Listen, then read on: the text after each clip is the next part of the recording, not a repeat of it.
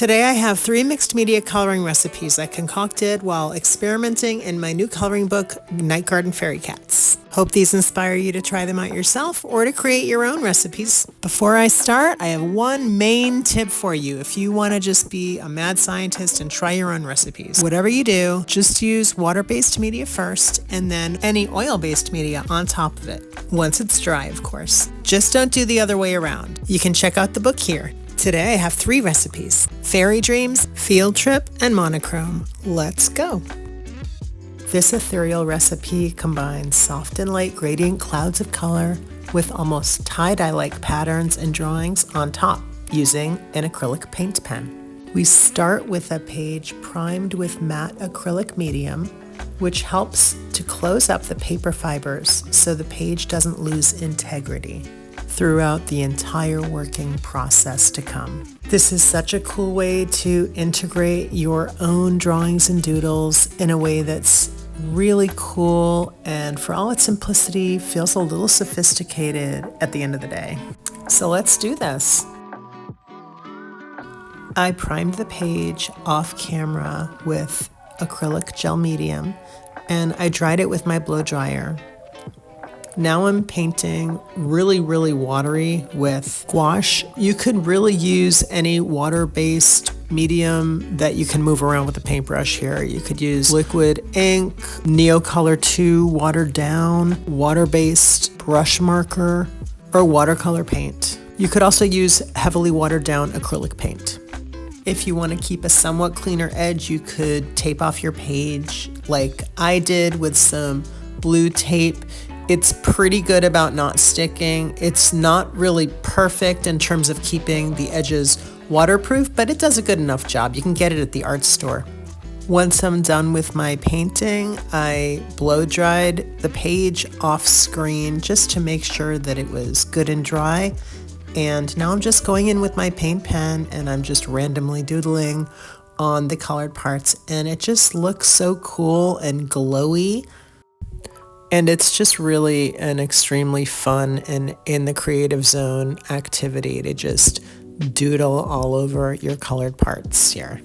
I like to make some marks and patterns and then look at how I can change it up on different portions that are next to one pattern. I will try and do another pattern that is either complementary or similar, as in these little diamond-shaped leaves.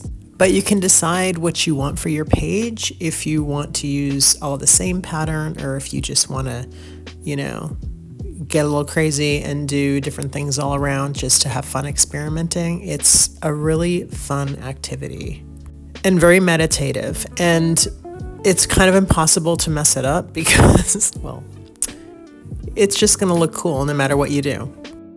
A little side benefit of the white acrylic paint pen is that you can clean up your edge with it and you can't tell. So if you have any little seepage around the edge, if you had painted off your page, you can use the white paint pen to correct any little seepage points. And you see me finger painting a little bit here and there. You can really do whatever you want. I mean, the watercolor wash of color underneath is very mottled. So if you want to add some more little splotches with your paint pen, if your paint pen does a big splotch, you can do some finger painting. You can, add some more white to different parts or do whatever you want. There are no mistakes here. So it's just really fun. And I hope you try this. If you try this, definitely let me know how you like it. And I'd love to see it. If you want to post it in the community post section, that would be awesome. I hope you enjoyed this one and I hope you give it a try. I call this coloring recipe monochrome because even though there's a variety of colors in it, every color is affected by the base palette, and the base palette is kind of monochrome. I started by choosing a blue palette for the base colors, And then, as I worked, I chose more colors to add based on what piece of the page I was on, whether it was flowers or something else, and what color I was craving to use at the time. Besides the base monochrome palette, the big key to this one is the shading technique. I colored each object as though it was dimensional. I used this technique with the monochrome base coloring to set the tone for the color I was going to add later. With the second stage of coloring, the colorful palette I added after, the special dimensional trick is less important when using those colors. Really, I'm kind of following that aesthetic with the color, but I don't have to think too much about it because I already accomplished the spatial dimensional aspect with the monochrome coloring stage. You'll see what I'm talking about soon when we start introducing other colors into this page. The result is the full color page with some spooky, moody shading with depth and space and atmosphere that really feels like another time and place. So now I'm done with the base background monochrome coloring, and I'm going to start coloring in the cat, which is the focal point of the whole piece. So I'm taking my time and trying to take care. I used this gray color because I wanted to use something for the base shading that was different than the background, but also that would play well with whatever I put on top of it. And I really wasn't sure what I wanted to put on top of it at this point. So I'm carefully shading all of the clouds in the cat too, because I want to make the most of the spatial depth effect that I'm trying to achieve. I like how the shading that I'm doing on the feet here almost makes the cat look like a two-dimensional paper cutout puppet. To me, that sort of adds to that old-timey allure. And I'm doing the same thing with the wings. And also I used a different color for the wings for the shading part, because I wanted it to stand out from the body of the cat. So now I'm going in with color, and I haven't done the shading on the leaves and the flowers yet.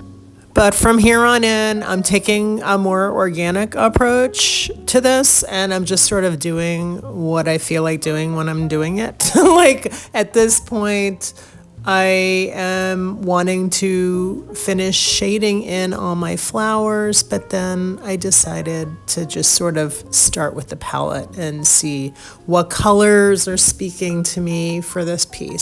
So going for some pink and orange and this sort of sea green color for the leaves. And it all looks really nice with this blue monochrome background, and everything blends together and looks sort of spooky and like a colorized black and white movie a little bit. So I'm paying attention to the cat again now, and I think I really like where I went with just the neutral gray and dark blue colors. So the cat got a little rosy cheeks, and I think I'm going to go back and color the flower crown on Kitty Cat. But just paying attention to the flowers now and giving those some color.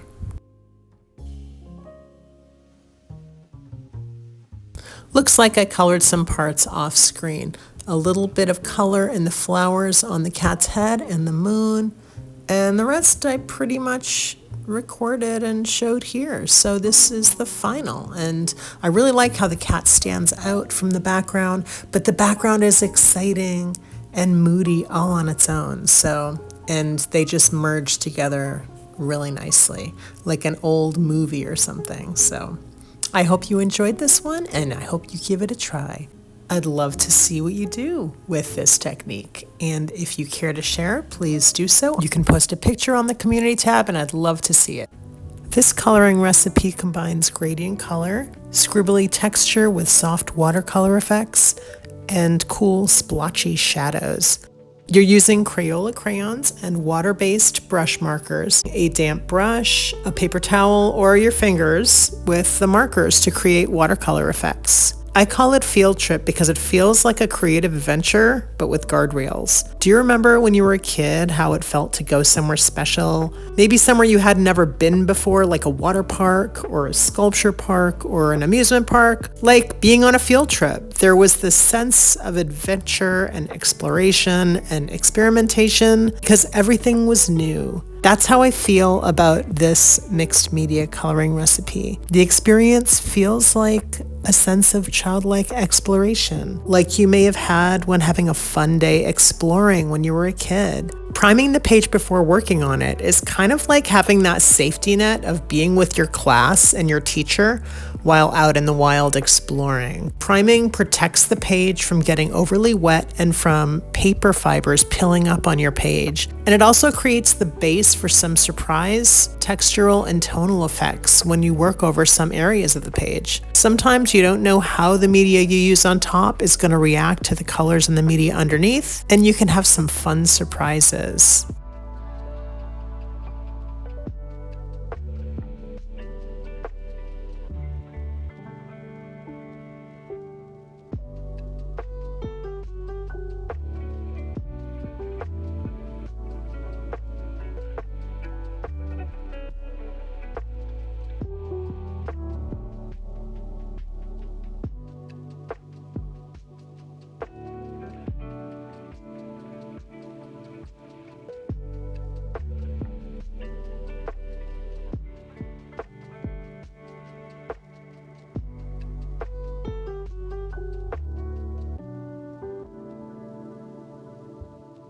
One of my favorite parts of this whole recipe is what I'm doing now, the shading around objects.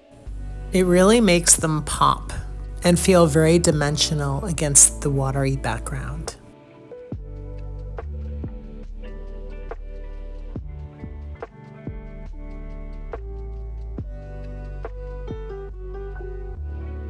Watch what happens when I use the yellow. Do you see how it just brightens up everything? It just sort of makes it feel lit from within, and I love that. I think using it judiciously all around the picture and then also leaving those white-based watercolor areas really gives this page a sense of glowing from within. It's kind of a symphony of cool colors and warm colors in like a gradient mishmash, and I really like how this came out. If you try this method on a coloring page or just in your artwork somewhere, share it with me on the community page. I would love to see what you do with this method. Thanks for watching. If you found this video helpful, inspiring, or just good company, give me a crayon emoji in the comments. Take care and see you again soon. Bye.